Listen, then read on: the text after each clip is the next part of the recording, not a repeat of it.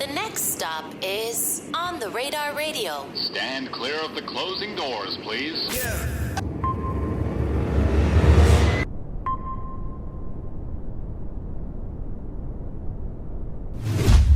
Yes, sir, baby. On the Radar Radio. Yo, special guest in the building. Tyla, Yaweh in the building. Hello, What's brother. good, my dog? How you doing? Feeling, man? I feel good. We in New York, baby. We originally met like 2-3 years ago at like Rolling Loud, New York, right? It's like you first just got signed, and it's kind of funny that we're meeting again now because new album out, Heart Full of Rage 2. Heart Full of Rage 2. Sequel to the debut project. Yes, the debut album. It's my first album too at that. So it's been a blessing, and I loved it, man. Every journey, every part of the journey. It's funny because we were originally supposed to do this, I think, the week the album came out, but your schedule was so crazy in New York, and I wrote some things down that you had said like that week because you were very passionately talking about this project online, and something that you said is that you scrapped the album, I think, 3 times, right? Yeah, like 3-4 times. Like I worked on the album for like 4 years, and during that time I was on a world tour with Post Malone, and we were everywhere. I didn't really have time for myself like that, but I was getting so much inspiration from so many different parts of the world and still recording every single day. No matter where I'm going, I got the studio with me on the bus, in the hotel. We bring the studio everywhere with us. And it was just that moment it was perfect timing. Everything came together cohesively, and I'm very proud of it. You said that you wanted to, you said that you wanted to cry because of how happy you were that it was finally done, right? What was like when putting this project together and even scrapping it 3, like what was going on? Like why did you keep scrapping it? Like were you kind of like questioning yourself? You ever heard when you got too many chefs in the kitchen, the meal doesn't come out right? Yeah. That's what I felt like, like that plate wasn't right, like it wasn't seasoned right, and it was just a lot of moments I was going through, ups and downs of just trying to find myself. I had to go through, like this shit says right here, all stars shine in the darkness. I had to go through the darkness to get to light. And it was a lot of dark moments of not knowing if I was going to drop music. I didn't know where I wanted to take my career, if I wanted to keep doing it. It was just a weird space I was in my brain. But, I'm glad I got out of that. I was so happy, We all go through emotions in life, and we're not perfect. We're human at the end of the day. So you even thought about like giving it up at one point? Yeah, I did. Why? I don't know. It was just not feeling it, It was just not feeling it.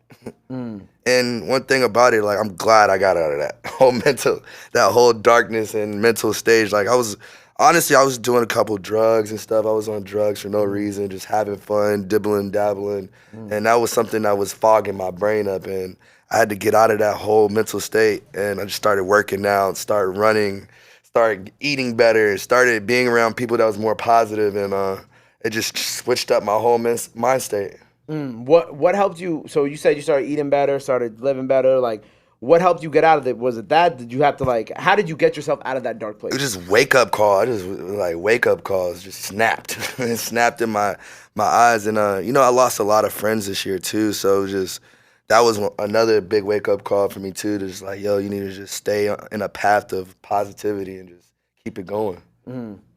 Are those wake-up calls, right? So when you finally got the wake-up call, right, what was like the first thing that you did to better yourself?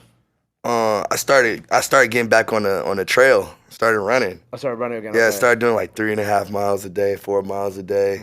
And then I was getting a little chunky, too, man. I ain't gonna lie, I was eating good, but I had to get that weight off me, and that energy out of me, and it worked. So when you started, after that you started getting better, and you started, working on this project. Was it more of an isolation experience now, since felt there were too many cooks in the kitchen the first time? Yeah, and it's like now I was like, I want my music to last for the next 30, 40 years. So it's like I did a lot of stuff. My inspiration is from The Doors, Janis Joplin, James Brown, Michael Jackson, Green Day. Yeah. I like a lot of alternative music. I like a lot of rap too. Lil Wayne, MF Doom, Tribe Called Quest. I was just going back and researching music and seeing where those artists are and where they're like how they held their stamp in the world. And I was like, I want to be here for the next 30, 40 years, be a household name. So I really tapped into my inspirations and my talent, and I made this beauty. Right. So you just turned 28 too, so happy belated. You Leo? Yeah. Leo? I'm a Gemini. Oh, you're a Gemini. Yeah, May 31st. So you turned 28, you dropped this project, right? I feel like you're already off to, and the new video with Chris Brown is out now. So out now. Go get that right now. So go check that out. I feel like everything's like really like looking up for you. It kind of feels like a turning point again for you. Oh man, it's a a blessing to be in a position. Actually, it's a blessing to have this career and being able to see so many different fans, like being in different areas. Like we was in Thailand, we was in India, Japan. Be able to travel to all these places and have those fans and support you, listen to all your music. And we're touring off of the first album, the first project actually, Heart Full of Rage. To be able to do that and keep yourself going and always like staying on that rail, I don't know, man. It's amazing. Well, you've been keeping yourself going, but I also saw that you had like said that you want to start a family soon. Like that's kind of like you're starting to get to that point in your life. Hey, definitely. I'm getting old. I just turned 27, so I'm right there with you. Hey, man, it's like sometimes you just got to calm down and get to it, man. Are you more calm now? Oh, I'm way more calm. I'm still a rock star, though, man. I still get lit. Still jumping off the stage. I'm still going crazy. But you get like those like momentary like thoughts in your brain where you're like, oh, maybe I want a kid right now. Maybe it's like, bro, yeah, man, because all my family, all my like cousins and my brothers and sisters got kids and stuff, so it's cool. But we ain't talking about kids. We talking about this album right now, man. So the project, right? I saw you said it's gonna be a real pop star summer, right? Did you have your pop star summer? Do you feel like you had that? Yeah, man. Actually, we just got added the top is number 2 to the top most added pop radio for you. Congratulations. Let me see. Let me look at this real quick. What is it? Somebody just sent that shit to me. How do you feel being categorized in like that pop space? I love it, man. It's popular music is popular music. What is pop? You know, it's everything. I was about to say, what do you even consider pop now? Because you also kind of teeter on the, obviously hip hop, you teeter on the line of hip hop and like the pop/rock sound too. So it's kind of like alternative. We got a little alternative, and a lot of melodies in it. I got R&B in it too. You can go. I can go to country. I can go to any area you want me to be in, and I'm gonna make it me. You know, make it the best. And I don't know, popular music is everything. There's so many different popular music artists. Just look at the top 40 billboards, and that's popular music right there. Yeah. Like I think today, like Doja just got the first #1 hip hop record of the year. That's amazing. which is crazy. But with you and like, so we got a tour coming up with this? Yeah, as well? fall, October 24th. Okay. We're gonna be out here at SOB. Fire. Okay, I'll be there. Here at SOB. But yeah, this is my first headlining tour. I got my dog Fiji McIntosh on there, and my boy Hot Block J-Mo. We just had Fiji. Yeah, Fiji just came up here. Yeah, he just came up. Shout out Fiji, man. That's my dog right there. He's snapping, man. That's a great, nice lineup for this. Yeah, man. I wanted to feel very intimate and give that underground feel too. I like that. You know. I like that. You know what I'd be saying? Cause I'd be saying like the venues, like the smaller venues, like Irving Plaza, SOBs, like when you could really feel the energy in there. Yeah, I want to see my fans. You know, like. And it's my first tour ever, so it's like I'm finally getting my feet wet doing like selling tickets now. You know, so it's pretty dope. Isn't it kind of crazy how like this now is your first tour and you've been out here like with platinum records and all this other shit these past couple years?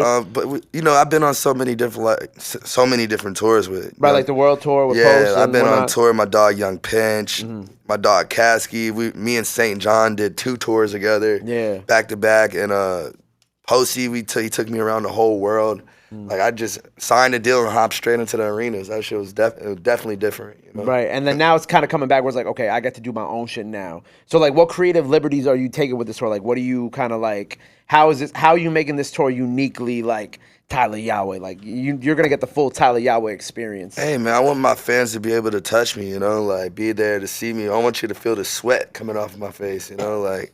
I want to enjoy those moments with my fans, and they're paying their money to come see me. So it's like I'm gonna give them the best show that they ever had in their life, you know? Right. So after this, right now that I feel like this has been like a weight lifted off your shoulders. Now that this album is out, I feel like you're more free now. Where do you go from here musically? Like, cause you were talking about like, oh, I could go country. You know what I'm saying? Like, what liberty? Like, where do you want to go now that you kind of have this album that's finally been kind of like... I want to keep making music, man. I want to keep making good music, whatever comes out of my soul, just make that shit happen. And I hope people love it. If they don't, I'm going to love it, you know, because I'm making it for me, not everybody else. But I got my fans and my supporters out there that's always riding with me, so we just out here making good music for the world to keep going, man, staying positive. Right. Before we get up out of here, because I know you got to fight the catch, right? You got a question, Cal? Okay, 1 second. I'm going to get to you, right? One thing I saw that you had also said, you said that you want to get another face tat, right? Damn, I want one so bad. I want a head tat, but I'm not trying to cut my hair, bro. Yeah. What you want to like right here? I want the whole dome tatted, bro. Who came up here? Oh, Stone Cold. There's a guy, Stone Cold Jizzle he's from NOLA. He got his whole head tatted. Yeah, that and he shit's told fire. me it's fire, but he told me that he was like, bro, I was sitting there in agony for hours, like while they was doing it. I'm going to sleep. I'm going to sleep. You think you gonna pass out off that? I'm going to sleep. Yeah, put me down. Or go to sleep. Tap me up. Wake up. Tat it. Ah, man, you just gonna shave off all your hair though? Not right now. Yeah, I was about to say. I got some time. You got some rock star shit to do real quick. Man. Come on, Cal. Let's ask Cal's question. Anything, my dog. Hello and welcome back to another episode of Cal's Question. Kyle's questions. Tyla, my question for you today is, before we were talking about performing, and you've been on tours and you've done a lot of festivals for years. You were, like you said before, even you still love to like jump off stages and stuff. I've seen your sets at Rolling Loud, like they're wild. But what has been your most memorable moment from performing? My favorite moment was we did Reading and actually no, I was in South Africa, and like it was just me. It was actually just me and Posey, and I think it was like a little festival. They had me and Posey one day, and then the next day was like Meek Mills or some shit like that. But it was 50,000 people out there, and like hearing 50,000 people singing your song was just like crazy to me. And this is the motherland too at that, so it was just like amazing. Another one, Reading and Leeds Festival. Like Reading and Leeds is like a dope like UK festival that's known to be here for like 40 years or something like that. And the fact that the tents were so packed out, and they're just screaming my name, Tyla, Tyla. You could go look this up on YouTube. Yeah. And it was just such an amazing feeling, like just to know that you didn't have to like sing in the mic at all. Like they sung every word for word, like didn't miss a beat.